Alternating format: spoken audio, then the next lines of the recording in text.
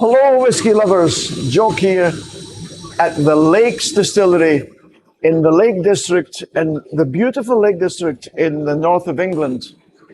And we're having a tour here, and I'm being guided around by Phil.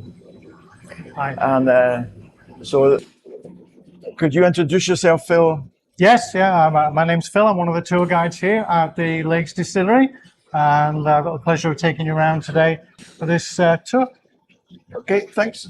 So let's talk about these beautiful stainless steel vats first. Okay, so these are our hot liquor tanks here. So we take the purified river water, it's sun filtered, it's UV treated, and then we use that as a foundation for all the products that we make here. So that water goes into those tanks, it's heated up before it's mixed with the barley in the mash tun for the mashing process. And your low wines, well, you get the mashing process, we know about that. But the low wines, what's the ABV of the low wine? The ABV of the low wines is about 24% ABV. Wow. From the mash tun, it's about 8% alcohol by volume, similar to a strong beer, obviously not flavored with hops. Okay. So we take that liquid, we cool it down, transfer it into one of the washbacks where we add the yeast, and then we carry out the fermentation. Excellent. So we'll have a little look at the, we can zoom in on the... Yes, indeed. Yeah. Okay. Let's go.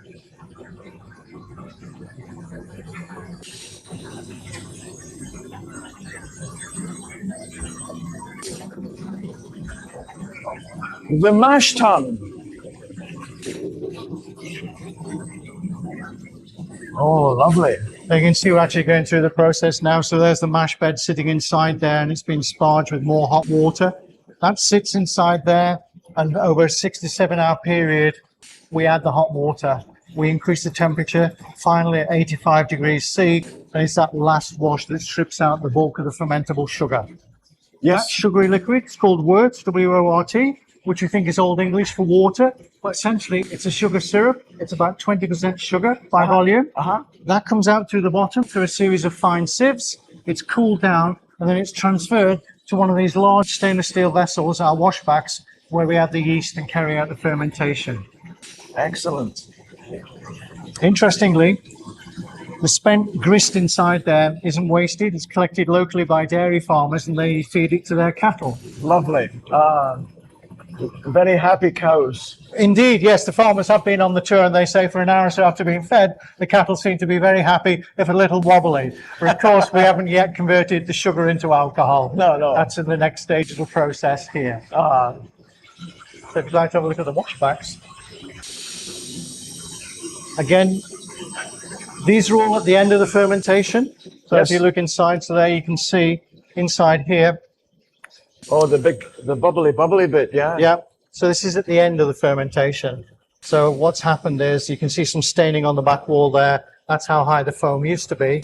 That blade rotates during the whole of the fermentation, and then it just keeps the foam down to a manageable level, allowing the CO2 to escape, and it's vented out to atmosphere. So that is our beer-like substance. It's called wash. It's about 8% alcohol, similar to a strong beer. And we take the whole of that, including the dead yeast, and it's transferred to the first of our 2 copper pot stills. So this is where we depart from brewing, and we go over towards distilling. Okay, so brewing, beer basically being the half worth of the whole process. Yes, yeah. Wonderful noises here. Wonderful noises. Yeah. So it is, yeah. It's an automated distillery, so things are happening all the time, I'm afraid, yeah. Yeah, great. And we use 3 different types of yeast. It's between 4 and 6 kilograms of yeast that goes in there. We use dried yeast so we can weigh it out and we can accurately hydrate it, and then we add it to the vessel while we fill it. And you've got 4 types, you say? 3. Or 3? 3 types of yeast. 4 to 6 kilograms of yeast, 3 different types. Classic M-type yeast that's used throughout the Scottish whisky industry. We use heritage yeast, and we use a French yeast as well. And they're active at different times during the fermentation, and it's giving it that level of flavor and character during a long, slow fermentation.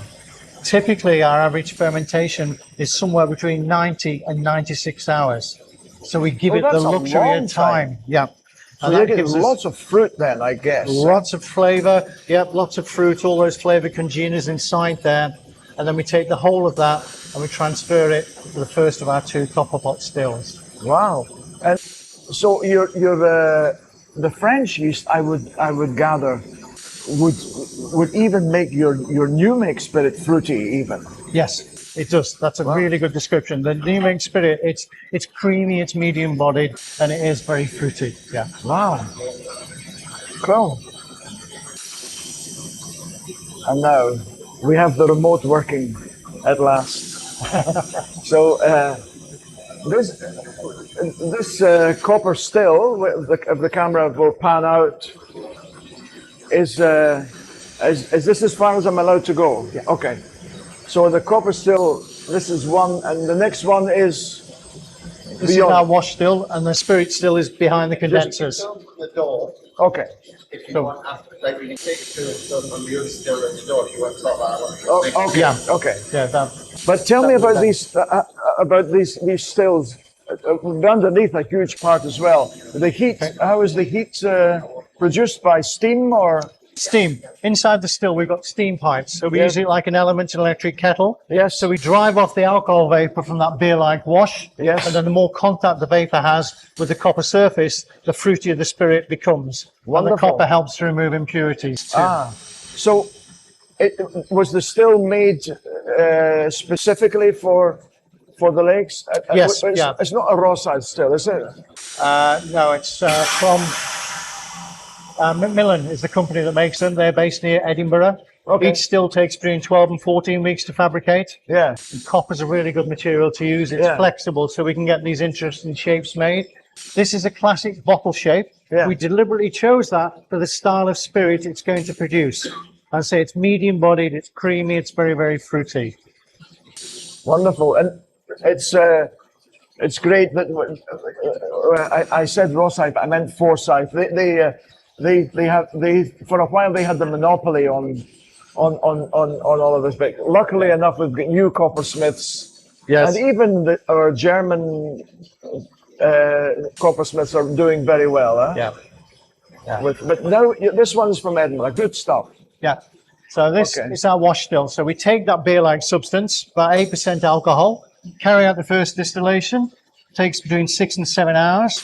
And at the end of that, we've tripled the alcohol content up to 24% alcohol by volume, which we call the low wines. Yeah. Wonderful.